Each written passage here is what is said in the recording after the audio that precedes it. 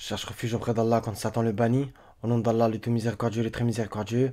Wassalamu alaikum wa rahmatullahi wa barakatuh, mes frères et sœurs. J'espère que vous allez bien, Inch'Allah ta'ala. Comme l'indique le titre de la vidéo, ça va être un rappel sur la mort, qui va bien entendu tous nous toucher. Voilà. À part le vivant qui ne meurt jamais. Donc, on va commencer par introduire la vidéo avec un verset que j'ai mis en titre, enfin une partie de ce verset qui explique bien la chose. On va poursuivre sur deux autres versets, puis ensuite on va faire une étude coranique avec le mot mort et le mot mourra aussi, parce que ça revient aussi quelquefois. On va aller un petit peu dans la Bible aussi, et on va lire un passage de l'évangile aussi, parce que bien entendu ça revient. Donc, A'udhu billahi minash shaitanir rajim, bismillah. Toute âme goûtera la mort, mais c'est seulement au jour de la résurrection que vous recevrez votre entière rétribution. Quiconque donc est écarté du feu et introduit au paradis a certes réussi, et la vie présente n'est qu'un objet de jouissance trompeuse. Donc ce verset résume bien, ça parle de tout le monde goûtera la mort, ça parle du jour de la résurrection, de la rétribution, ça parle du feu, du paradis, de la réussite, et ça en place une aussi pour la dunya, qui n'est qu'un objet de jouissance trompeuse. Donc ce verset résume quand même bien la chose. Donc celui-là aussi, j'aime beaucoup une partie de ce verset.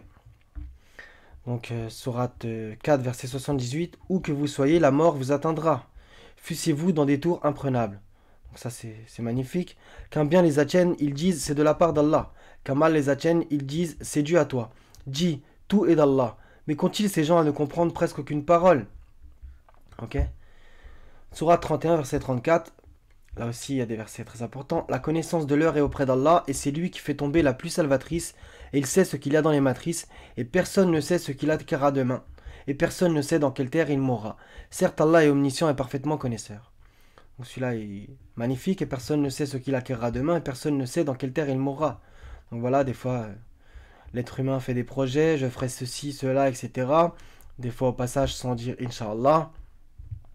Et je sais pas moi, si vous vivez par exemple à Lille, bah, vous êtes pas c'est pas forcé que vous allez mourir à Lille.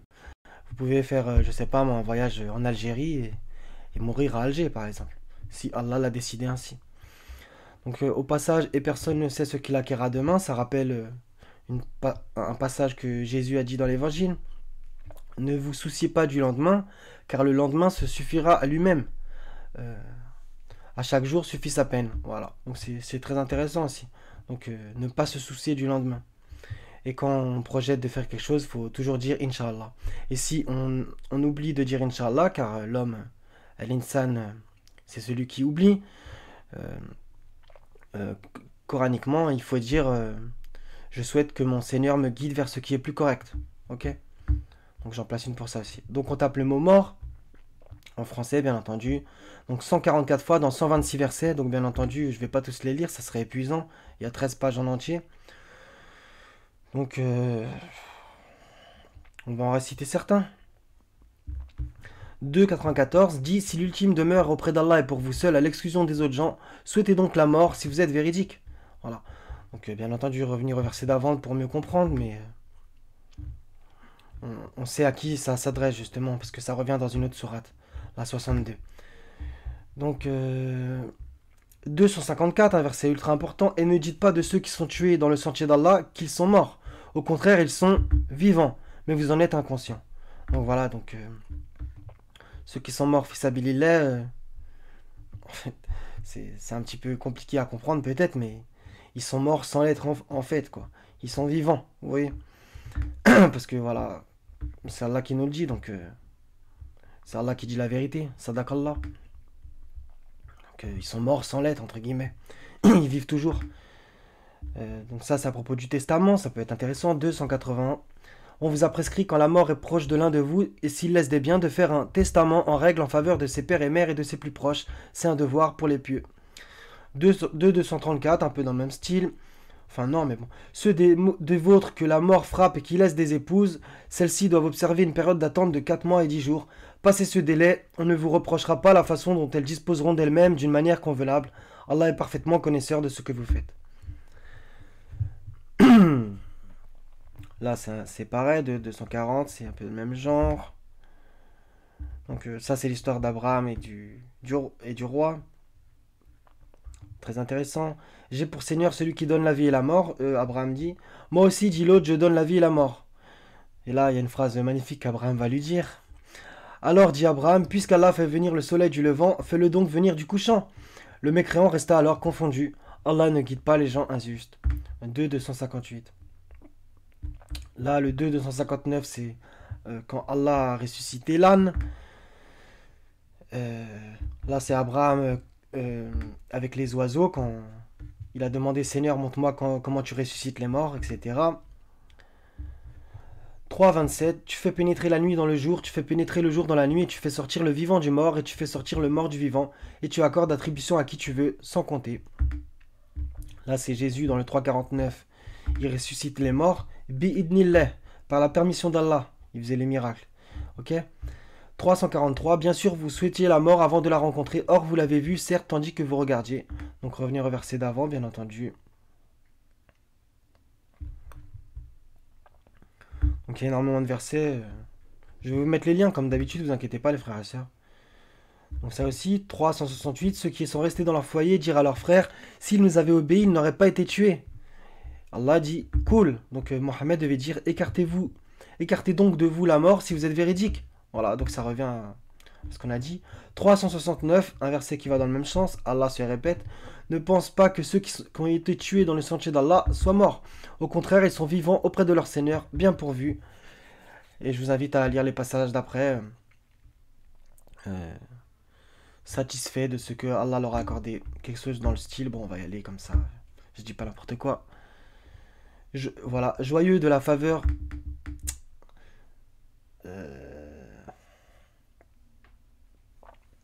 Ah, je l'ai perdu. C'est le 169, mais c'est Subhanallah, il y en a un autre.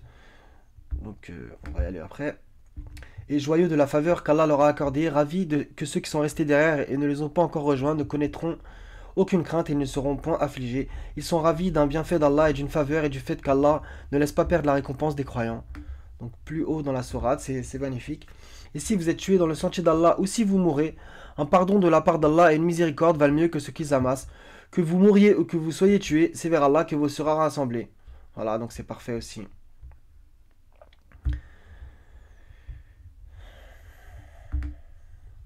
Donc ça, c'est une doua, une rabana, ce qu'on appelle les rabana, avec le mot Seigneur qui arrive au départ.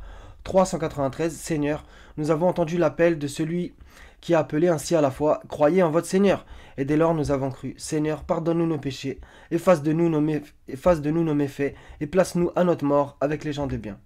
Ok. Ça c'est 15 à propos de la fornication. Celui-là on va le réciter. 4,18. Mais l'absolution n'est point destinée à ceux qui font de mauvaises actions jusqu'au moment où la mort se présente à l'un d'eux et qui s'écrie, certes je me repens maintenant. Non plus pour ceux qui meurent mécréants. Et c'est pour eux que nous avons préparé un châtiment douloureux. Le 4,18. Donc ça rappelle un petit peu dans le sens Pharaon, quand justement le 10,90. Donc on va y aller. Le 10,90, il est très important parce que je vais en placer une pour ça. Au passage, on va avoir quelque chose de très très intéressant.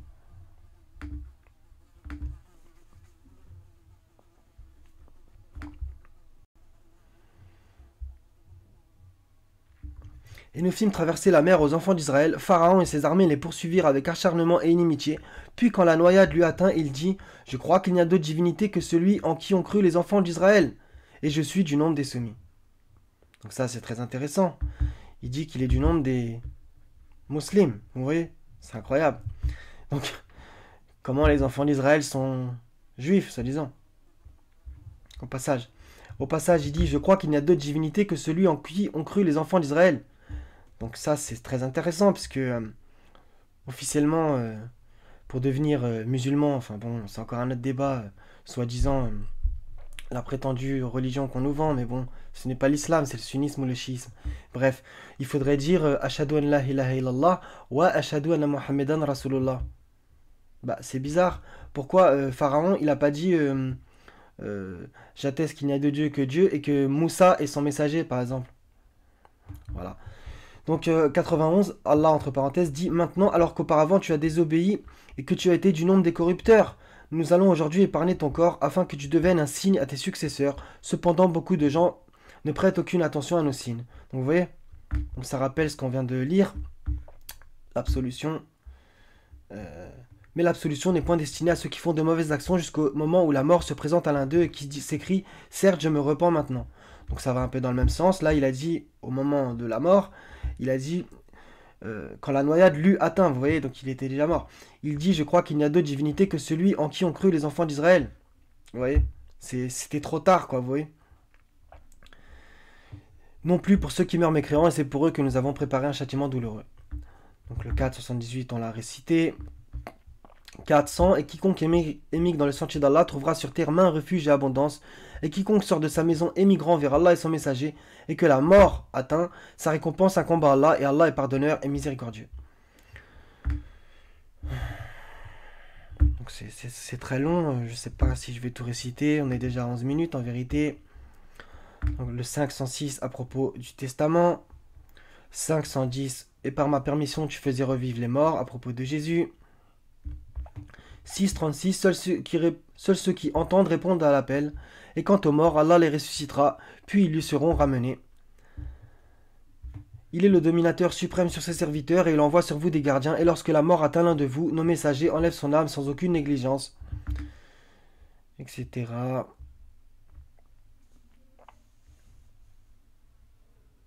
Celui-là, il est important aussi, c'est pour... ça rappelle quand même ceux qui ont fait des EMI, tu vois. 622, est-ce que celui qui était mort et que nous avons ramené à la vie, donc ça peut aussi parler bien entendu d'une résurrection, comme par exemple la résurrection de Jésus justement, et que nous avons ramené à la vie, et à qui nous avons assigné une lumière grâce à laquelle il marche parmi les gens, et pareil à celui qui est dans les ténèbres sans pouvoir en sortir, ainsi on a enjolivé aux mécréants ce qu'ils œuvrent.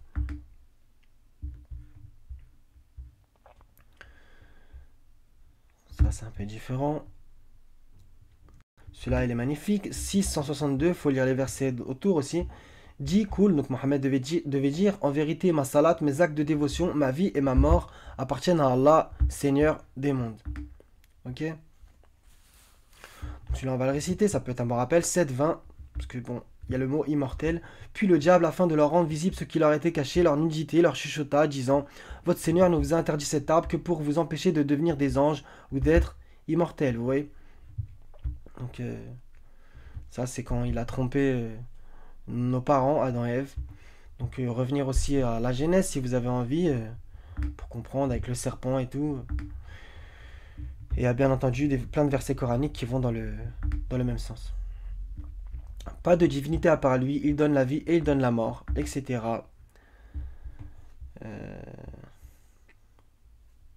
Il donne la vie et il donne la mort. Donc vous avez vu, je passe certains versets, mais bon, si vous avez envie de faire la recherche plus approfondie, faites-le les frères et sœurs. 10.56, c'est lui qui donne la vie et qui donne la mort, et c'est vers lui que vous serez ramenés. Voilà. Celui-là est intéressant, on va réciter un petit bout. 13.31, s'il y avait un Coran à mettre les montagnes en marche, à fendre la terre ou à faire parler les morts. Vous voyez.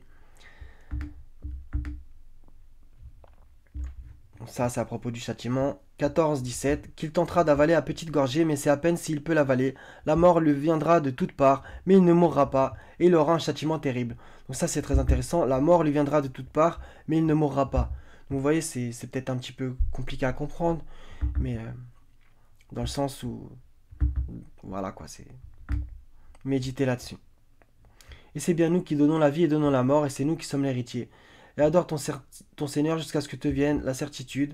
Al-Yakin, bon, ils ont mis la mort entre parenthèses, c'est pas faux dans un certain sens, mais ça se discute, il y a plusieurs interprétations. Ils sont morts et non pas vivants, et ils ne savent pas quand ils seront ressuscités. Bien entendu, là, du coup, les versets sont un peu décontextualisés, donc c'est quand même mieux de lire tous les passages, mais... Et l'homme dit, une fois mort, me sortira-t-on du vivant, etc.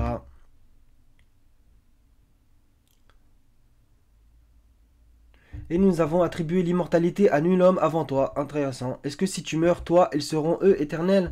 Oui. Il en est ainsi parce qu'Allah est la vérité et c'est lui qui rend la vie aux morts. Parfait. vous promet-il quand vous serez mort et devenu poussière et ossements que vous sortirez, que vous serez sortis? Et c'est lui qui donne la vie et qui donne la mort. Donc je crois que je vais aller au bout finalement, c'est pas très grave. On a le temps, si Allah nous le permet. Donc là aussi, ça c'est les paroles des mécréants, 23-82, ils ont dit: lorsque nous serons morts et que nous serons poussière et ossements, serons-nous vraiment ressuscités, etc. 23-99, ça faut revenir au verset d'avant et après. Puis lorsque la mort vient à l'un d'eux, il dit: mon Seigneur, fais-moi revenir. Celui-là, il est magnifique au niveau parabolique. 27-80, tu ne peux faire entendre les morts, ni faire entendre l'appel aux sourds quand ils s'enfuient en tournant le dos. 29-57, voilà, donc le bout de phrase que j'ai mis dans le titre, qui revient aussi. Toute âme goûtera la mort, ensuite c'est vers nous que vous serez ramenés.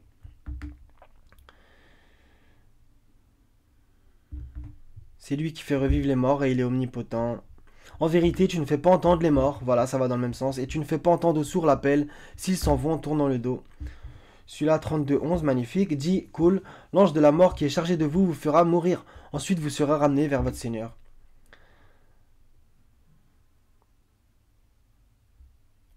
De même ne sont pas semblables les vivants et les morts. Allah fait entendre qui il veut, alors que toi tu ne peux faire entendre ceux qui sont dans les tombeaux. Parfait aussi. Donc là encore une parole dans le même sens. 37-16, lorsque nous serons morts et nous deviendrons poussière et ossements, serons-nous ressuscités? Vous voyez, les gens doutaient énormément de ça. Celui-là il est important. 39-42, Allah reçoit les âmes au moment de leur mort, ainsi que celles qui ne meurent pas au cours de leur sommeil. Ok? Donc Allah, nos âmes montent là-haut. Il retient celle à qui il a décrété la mort, ok, tandis qu'il renvoie les autres jusqu'à un terme fixé. Il a certainement là des preuves pour des gens qui réfléchissent. 40-68, c'est lui qui donne la vie et donne la mort, puis quand il décide d'une affaire, il n'a qu'à dire soit et elle est. Kun fayakun. Celui-là aussi important, 42-51, il n'a pas été donné à un mortel qu'Allah lui parle autrement que par révélation ou de derrière un voile, ou qu'il envoie un messager qui révèle par sa permission ce qu'il veut. Il est sublime et sage. Point de divinité à part lui, il donne la vie et donne la mort, et il est votre Seigneur et le Seigneur de vos premiers ancêtres. Donc ça, c'est encore les paroles des mécréants. 44-35, il n'y a pour nous qu'une mort, la première, et nous ne serons pas ressuscités. 44-56, donc ça c'est... Il faut revenir au verset d'avant et après pour mieux comprendre. Ils n'y goûteront pas à la mort, sauf leur mort première, et, entre parenthèses, Allah les protégera du châtiment de la fournaise. Donc ça, c'est les gens du paradis. Celui-là est intéressant. Ceux qui commettent des mauvaises actions comptent-ils que nous allons les traiter comme ceux qui croient et accomplissent les bonnes œuvres dans leur vie et dans leur mort, comme ils jugent mal? Ne voit-il pas qu'Allah qui a créé les cieux et la terre et qui n'a pas été fatigué par leur création est capable en vérité de redonner la vie aux morts, mais si, il est certes omnipotent. 47-34, ceux qui ont mécru et obstrué le chemin d'Allah puis sont morts tout en étant mécréants, Allah ne leur pardonnera jamais. Celui-là est important, 49-12, ô vous qui avez cru, évitez de trop conjecturer, car une partie des conjectures est péché, et n'espionnez pas, et ne médisez pas les uns des autres. L'un de vous aimerait-il manger la chair de son frère mort? Vous en aurez horreur, et craignez Allah, car Allah est grand accueillant en repentir, très miséricordieux. Donc ça, c'est vraiment une leçon pour nous tous, vous voyez. Et qu'Allah nous préserve de faire partie de ces gens-là. Ça apparaît, c'est un peu dans le même genre. 50-19, c'est là les magnifique. L'agonie de la mort fait apparaître la vérité. Voilà ce dont tu t'écartais. C'est nous qui donnons la vie et donnons la mort, et vers nous sera la destination. 56-60, nous avons prédéterminé la mort parmi vous, nous ne serons point empêchés. 62-6, le verset que je disais tout à l'heure, dit cool. Ô vous qui pratiquez le judaïsme, si vous prétendez être les bien-aimés d'Allah à l'exclusion des autres, souhaitez donc la mort si vous êtes véridique. Ok, 62-8, qui est dans la même sourate, donc à la suite, dit la mort que vous fuyez va certes vous rencontrer. Donc ça va un peu dans le même sens que les premiers versets que j'ai cités tout à l'heure. Ensuite, vous serez ramenés à celui qui connaît parfaitement le monde invisible et le monde visible, et qui vous informera alors de ce que vous faisiez. Celui-là, il est magnifique. 63-10, donc sourate les hypocrites, et dépensez de ce que nous vous avons octroyé avant que la mort ne vienne à l'un de vous et qu'il dise alors, donc ça c'est les regrets, Seigneur, si seulement tu m'accordais un court délai, je ferais l'aumône et serais parmi les gens de bien. Donc Allah nous préserve bien entendu d'être de ces gens-là qui sont remplis de remords et surtout faire partie des hypocrites. Donc 69-27, hélas comme j'aurais souhaité que ma première mort, entre parenthèses c'est pas faux dans un sens, fut la définitive. 74-47, jusqu'à ce que nous vînt la vérité évidente, bon ils ont mis la mort entre parenthèses. Ça se discute. Puis il donne la mort et le met au tombeau, pensant que sa fortune l'immortalisera. 104.3. Donc il faut revenir bien entendu au verset d'avant. Donc ça on l'a vérifié. Donc maintenant on passe au mot Mora. Celui-là je l'ai récité. 19.15. Donc ça c'est à propos de Yahya. Que la paix soit sur lui le jour où il naquit, le jour où il mourra et le jour où il sera ressuscité vivant. 19.33, la même invocation, mais là c'est Jésus qui le dit. Et que la paix soit sur moi le jour où je naquis, le jour où je mourrai, le jour où je serai ressuscité vivant. Donc ça c'est le très important, c'est que ils disent plus ou moins la même invocation, même si là c'est Allah qui dit ça à propos de Yahya, alors que là dans le 19.33 c'est Jésus qui parle de lui-même. C'est que Jésus et Aïssa étaient cousins, comme c'est indiqué dans le premier chapitre de Luc. Et où Marie était parente d'Élisabeth, donc Marie la mère de Jésus et Élisabeth la mère de Yahya. Et donc voilà, donc Jésus a annoncé, non, Yahya a annoncé Jésus, donc vous voyez, ils étaient liés, ils étaient à la même époque, etc. Donc c'est magnifique que coraniquement il y a ça aussi, deux invocations qui se ressemblent à des prophètes qui étaient là en même temps sur terre, vous voyez. Donc ça, ce n'est pas un hasard, bien entendu. Donc 31-34, la connaissance de l'heure est auprès d'Allah. Celui-là, je l'ai déjà récité. 39-30, ça c'est très important, c'est à propos de Mohammed. En vérité, tu mourras et ils mourront eux aussi. Bon, bien entendu, on peut les versets d'Allah ont plusieurs sens. Donc, en vérité, tu mourras et ils mourront eux aussi. Ça peut nous parler à nous, bien entendu, aussi, quand on le lit. Donc, 87-13, on va lire un petit peu juste au-dessus et en dessous. Pour terminer coraniquement. Donc oui, c'est très important. Quiconque craint s'en rappellera, donc à propos du rappel, etc. Et s'en écartera le grand malheureux qui brûlera dans le plus grand feu, où il ne mourra ni ne vivra. Vous voyez. Donc c'est un stade entre les deux en fait. Réussit certes celui qui se purifie. Regardez bien le mot purifier en arabe, c'est très intéressant. Et se rappelle le nom de son Seigneur, puis célèbre la salade.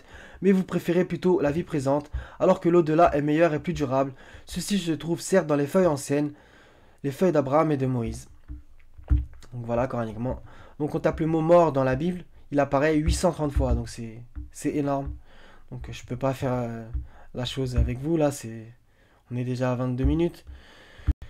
Donc on va le faire un peu évangéliquement.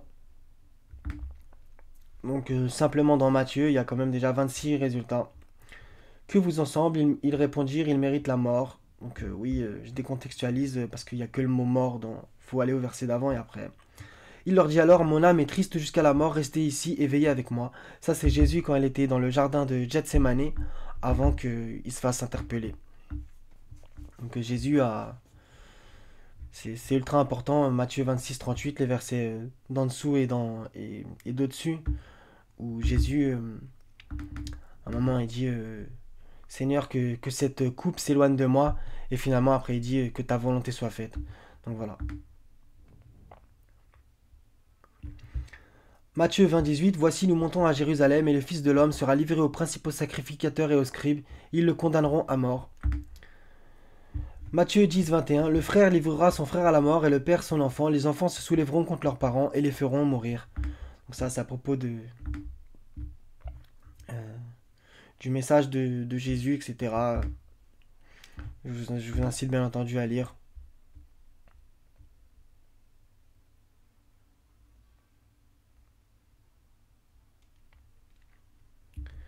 Donc Matthieu 8, 22, on va aller. Jésus, voyant une grande foule autour de lui, donna l'ordre de passer à l'autre bord. Un scribe s'approcha et lui dit, Maître, je te suivrai partout où tu iras. Jésus lui répondit, les renards ont des tanières, et les oiseaux du ciel ont des nids, mais le Fils de l'homme n'a pas à reposer sa tête.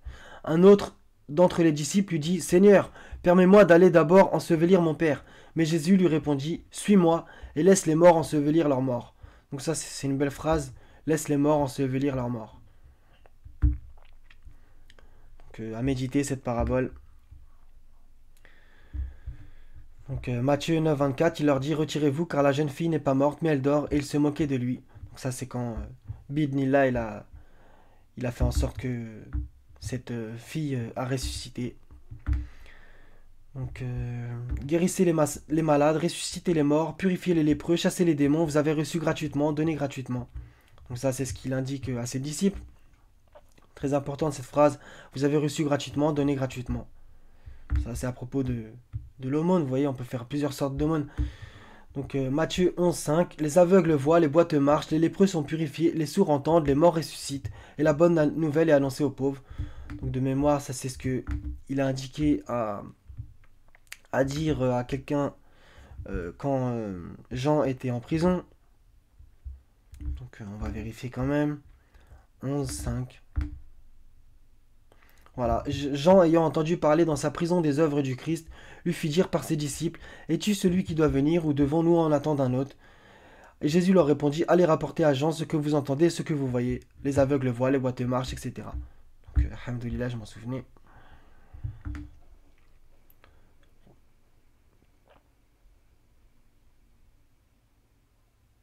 Comme ils descendaient de la montagne, Jésus leur tendait à cet ordre, ne parlez à personne de cette vision jusqu'à ce que le Fils de l'homme soit ressuscité des morts. Donc évangéliquement, il n'y a aucun problème, il a bien été ressuscité. Donc celui-là, on va l'ouvrir. 22, 31. Car à la résurrection, donc c'est intéressant, Jésus parlait déjà de la résurrection, c'est confirmé coraniquement, les hommes ne prendront point de femmes, ni les femmes de Marie, mais ils seront comme les anges de Dieu dans le ciel. Pour ce qui est de la résurrection des morts, n'avez-vous pas lu ce que Dieu vous a dit? Je suis le Dieu d'Abraham, le Dieu d'Isaac et le Dieu de Jacob.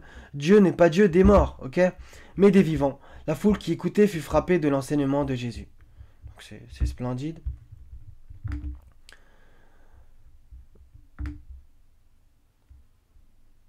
Donc 27, 52, les sépulcres s'ouvrirent et plusieurs corps des saints qui étaient morts ressuscitèrent. Donc ça c'était chapitre 27, donc quand Jésus était sur la croix, etc.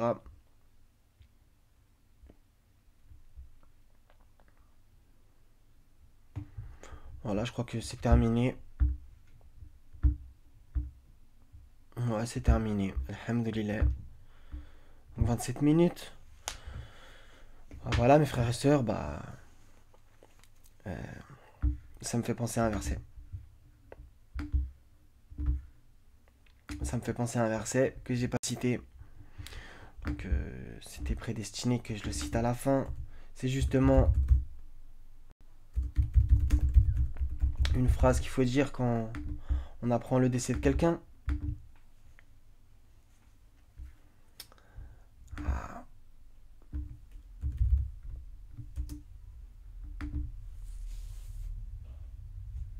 Donc c'est dans la sourate 2. Désolé pour cette petite recherche en direct. Je le connais de tête, mais on va bien le réciter quand même.